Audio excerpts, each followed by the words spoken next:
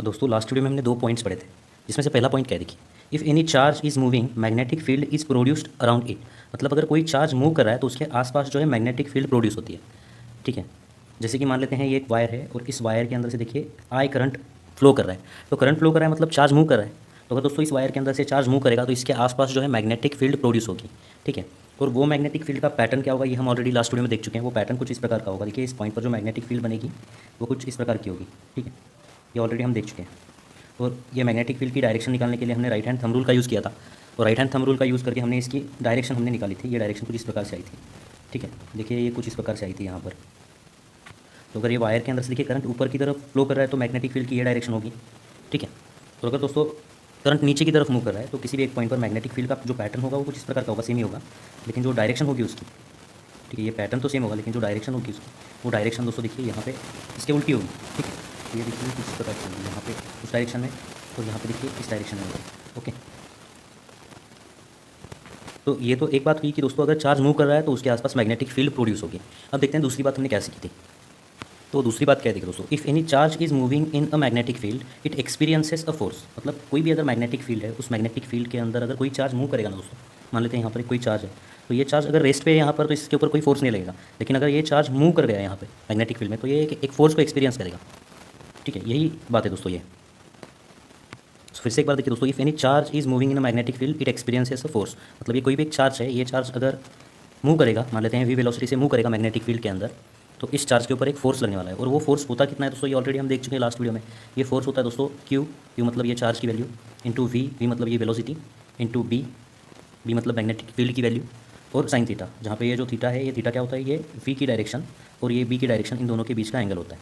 ठीक है, तो अगर फोर्स की सिर्फ मैग्नीट्यूड निकालनी है दोस्तों आपको, तो ये इक्वेशन लिखना होगा।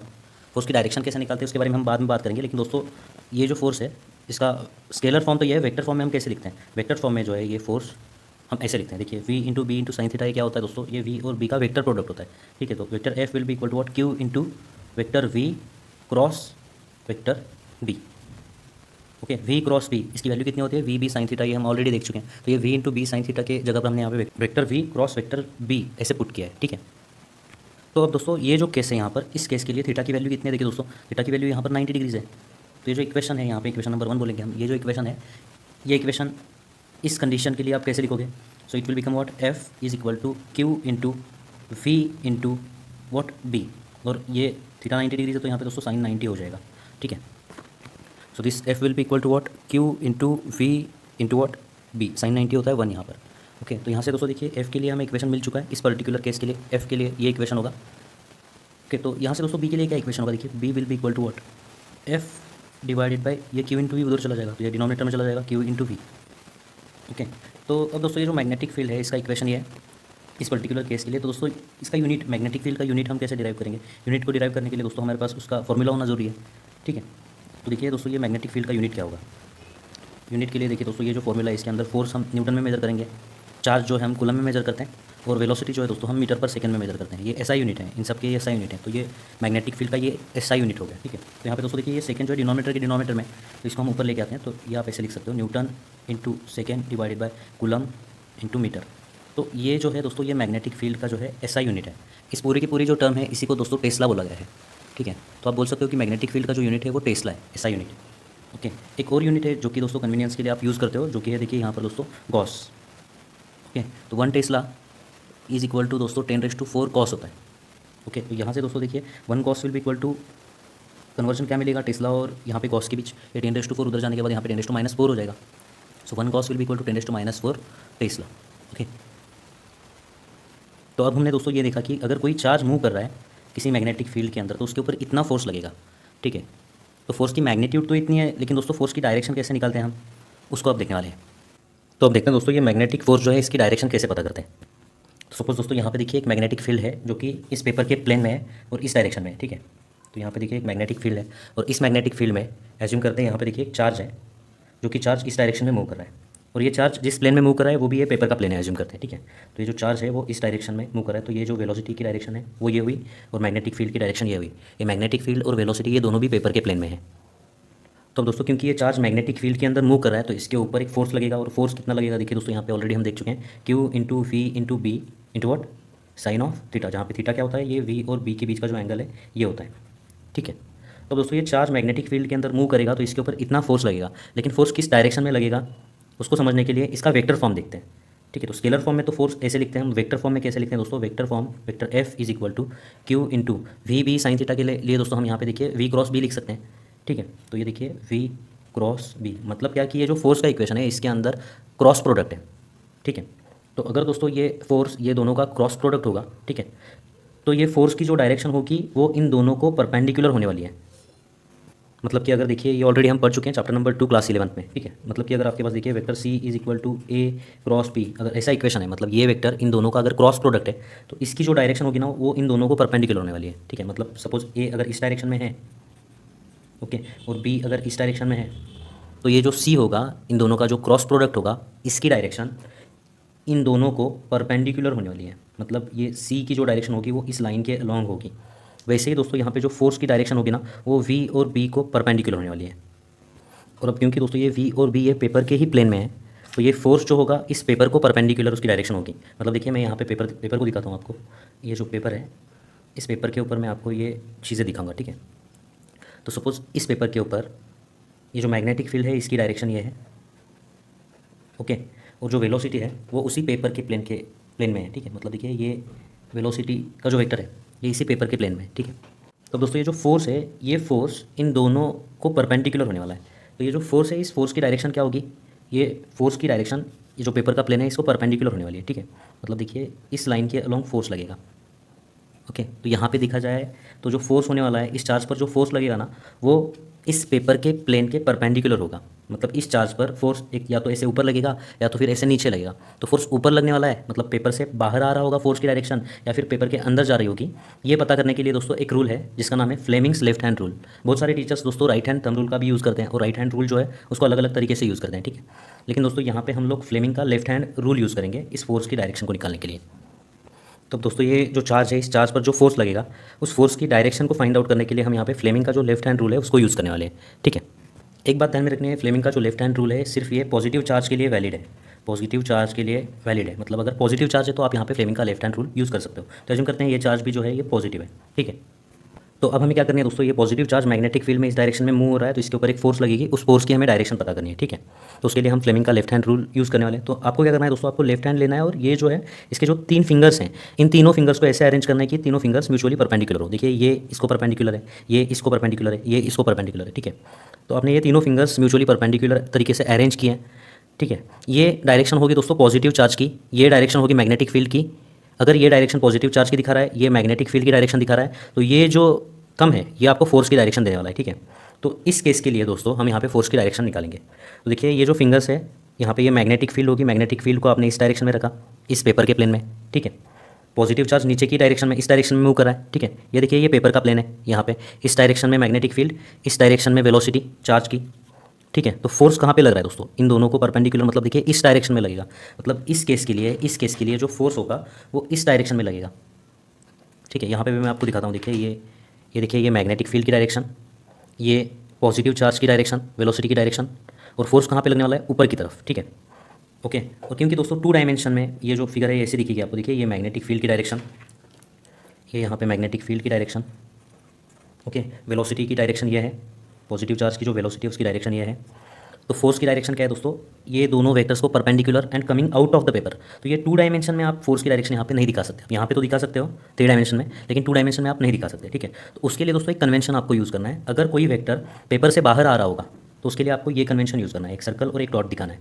कि सर्कल और एक डॉट हमने क्यों दिखाया है, क्योंकि ये जो वेक्टर है इसको हम एरो की तरह रिप्रेजेंट करते हैं। मान लेते हैं ये एक देखिए एरो है जिसके सामने ऐसे लगा हुआ है, ये पार्ट लगा हुआ है, ठीक है, और पीछे इसके कुछ ऐसे क्रॉस लगा हुआ है।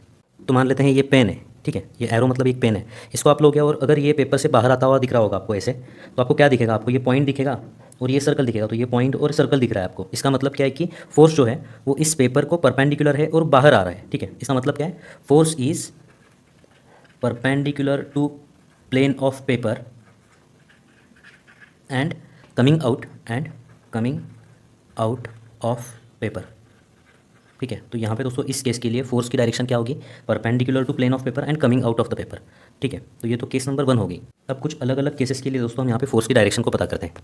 तो अब देखिए दोस्तों यहाँ पे दूसरी केस, मैग्नेटिक फील्ड और जो चार्ज की वेलोसिटी है ये पेपर के प्लेन में ही है, ठीक है। मैग्नेटिक फील्ड की डायरेक्शन ये है और जो चार्ज मूव कर रहा है वो अब ऊपर की तरफ मूव कर रहा है, ठीक है। तो यहाँ पे दोस्तों जो फोर्स होने वाला है वो फोर्स इस पेपर के प्लेन को परपेंडिकुलर होने वाला है, लेकिन ऊपर जाएगा ऐसे या फिर अंदर जाएगा पेपर के, वो पता करना होगा आपको यहाँ पे फ्लेमिंग का लेफ्ट हैंड रूल यूज़ करके, ठीक है। तो देखिए दोस्तों यहाँ पे बी की डायरेक्शन क्या है, ये बी की डायरेक्शन है मैग्नेटिक फील्ड की डायरेक्शन।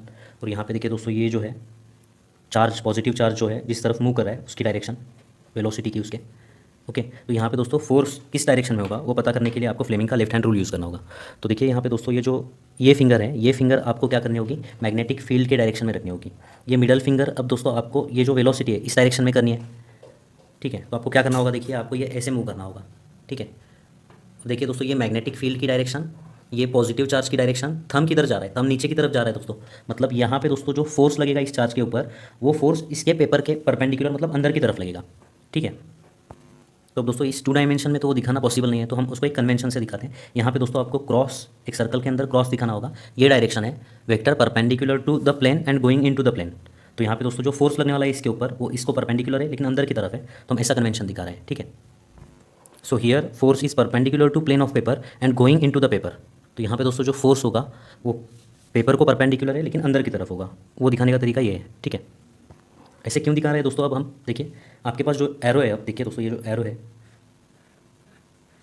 ठीक है, जिस एरो के पीछे ऐसे क्रॉस लगा हुआ है, अब दोस्तों ये एरो अंदर जाता हुआ दिखेगा तो आपको देखिए इस डायरेक्शन में आपको क्या दिखने वाला है, आपको एक सर्कल दिखने वाला है और उसके बीच में आपको ये क्रॉस दिखेगा, ठीक है। जैसे यहाँ पे दिखाता हूँ, देखिए मैं आपको, ये एज्यूम करते हैं ये वो एरो है, ठीक है, और इस एरो के पीछे एज्यूम करते हैं ये क्रॉस लगा हुआ है। तो ये अगर पेपर के अंदर की तरफ जा रहा है और आप इस डायरेक्शन में देख रहे हो इसको, आप इस डायरेक्शन में देख रहे हो तो आपको ये क्रॉस दिखाई देगा और आपको ये सर्कल दिखाई देगा। लेकिन अगर आप यहाँ से देख रहे हो, अगर ये पेपर से बाहर आ रहा है तो आपको क्या दिखाई देगा, आपको एक डॉट दिखाई देगा और आपको एक सर्कल दिखाई देगा यहाँ पर, ठीक है। तो ये कन्वेंशन किसके लिए यूज़ करते हैं हम, अगर पेपर से बाहर आ रहा है कोई वेक्टर तो उसके लिए ये कन्वेंशन है, ये सिंबल ड्रॉ करते हैं, और अगर कोई वेक्टर अंदर जा रहा है तो उसके लिए ये कन्वेंशन दिखाना है, ठीक है। अब देखते हैं दोस्तों यहाँ पे तीसरी केस, ठीक है। तीसरे केस के लिए देखिए ये जो मैग्नेटिक फील्ड है उसकी डायरेक्शन ऐसी दी हुई है, एज्यूम करते हैं ये मैग्नेटिक फील्ड की डायरेक्शन है। तो दोस्तों मैग्नेटिक फील्ड कैसी है, देखिए जो मैग्नेटिक फील्ड की डायरेक्शन है वो पेपर के परपेंडिकुलर है और मैग्नेटिक फील्ड जो है वो पेपर के अंदर जा रही है, ठीक है। तो अगर ये एरो है, ये मान लेते हैं वो एरो है, तो ये मैग्नेटिक फील्ड की डायरेक्शन ऐसी होगी, ठीक है, अंदर जा रही होगी, पेपर को परपेंडिकुलर और अंदर जा रही होगी, ठीक है। ये डायरेक्शन मैग्नेटिक फील्ड की है, perpendicular to paper and going into that, okay. और अब इस फील्ड में दोस्तों एक चार्ज है, मान लेते हैं ये पॉजिटिव चार्ज है प्लस क्यू, ये इस डायरेक्शन में मूव कर रहा है, वेलोसिटी इसकी इस डायरेक्शन में है, ये जो पेपर का प्लेन है इस डायरेक्शन में मूव कर रहा है, ठीक है। तो अब दोस्तों इस चार्ज के ऊपर फोर्स किस डायरेक्शन में लगेगा वो फाइंड आउट करने के लिए आप फ्लेमिंग का लेफ्ट हैंड रूल यूज़ कर सकते हो, ठीक है। अब दोस्तों देखिए फ्लेमिंग का जो लेफ्ट हैंड रूल है उसमें ये फिंगर मैग्नेटिक फील्ड के डायरेक्शन में होनी चाहिए। तो मैग्नेटिक फील्ड पेपर के अंदर जा रही है, ठीक है, तो ये पेपर के अंदर जाती हुई मैग्नेटिक फील्ड, ये देखिए ये फिंगर क्या दिखाएगी यहाँ पे, पॉजिटिव चार्ज की वेलोसिटी की डायरेक्शन, ये फिंगर मैग्नेटिक फील्ड की डायरेक्शन दिखा रही है। तो फोर्स की डायरेक्शन क्या होगी यहाँ पे, देखिए ऊपर की तरफ, ठीक है। तो इस चार्ज के ऊपर फोर्स जो है वो ऊपर की तरफ लगेगा, ठीक है। मैग्नेटिक फील्ड अगर ऐसे है, वेलोसिटी अगर ऐसे है, तो ये चार्ज ऊपर की तरफ मूव करेगा, ऐसे ऐसे ऊपर, अगर ये ऐसे आ रहा है, ठीक है, तो इसके ऊपर की तरफ फोर्स लगने की वजह से ऐसे मूव होगा, ऊपर की तरफ शिफ्ट होगा थोड़ा, ठीक है। तो दोस्तों ये जो चार्ज है जो इस डायरेक्शन में मूव कर रहा है उसके ऊपर जो फोर्स लगेगा वो ऊपर की तरफ लगेगा, ठीक है। अब अगर मैग्नेटिक फील्ड की यही डायरेक्शन है और मान लेते हैं अगर कोई पॉजिटिव चार्ज है प्लस क्यू, ये अगर इस डायरेक्शन में मूव करेगा, इस डायरेक्शन में, ठीक है, तो इसके ऊपर फोर्स किस डायरेक्शन में लगेगी वो फाइंड आउट करने के लिए आपको क्या करना होगा, फिर से आपको फ्लेमिंग का लेफ्ट हैंड टूल यूज़ करना होगा, ठीक है। तो अब देखिए ये मैग्नेटिक फील्ड की direction going into the paper.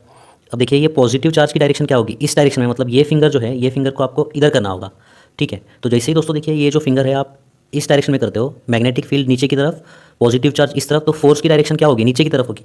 तो ये जो है ना दोस्तों देखिए यहाँ पे ये जो चार्ज है इसके ऊपर जो फोर्स लगेगी वो नीचे की तरफ लगेगी, ठीक है। So force will be in downward direction, ठीक है। तो पॉजिटिव चार्ज के ऊपर जो फोर्स लगेगा वो निकालने के लिए दोस्तों फ्लेमिंग का लेफ्ट हैंड रूल हम यूज़ करते हैं। अगर यहाँ पे नेगेटिव चार्ज होता ना तो ये फोर्स के अपोजिट डायरेक्शन में फोर्स लगता, ठीक है, सिर्फ इतना ही चेंज करना है, या फिर आप राइट हैंड रूल यूज़ कर सकते हो, ठीक है, उसके लिए। मतलब अगर ये पॉजिटिव चार्ज इस डायरेक्शन में मूव करेगा तो इसके ऊपर इस डायरेक्शन में फोर्स लगेगा, अगर यहाँ पे नेगेटिव चार्ज होता तो उसके ऊपर फोर्स लगता। यहाँ पे देखिए दोस्तों ये जो पॉजिटिव चार्ज है वो इस डायरेक्शन में मूव कर रहा है तो इसके ऊपर इस डायरेक्शन में फोर्स लग रहा है, अगर यहाँ पे नेगेटिव चार्ज होता तो इसके उल्टी डायरेक्शन में फोर्स लगता। इतना ही ध्यान में रखना है आपको सिर्फ, ठीक है। तो इस कंसेप्ट के ऊपर दोस्तों एक एग्जांपल हम यहाँ पे सॉल्व करते हैं। एग्जांपल नंबर 10.1 पेज नंबर 232 के ऊपर, ठीक है। A charge particle travels with a velocity v through a uniform magnetic field B as shown in the following figure in 3 different situations. 3 different situations आपको यहाँ पे प्रोवाइड किए गए हैं।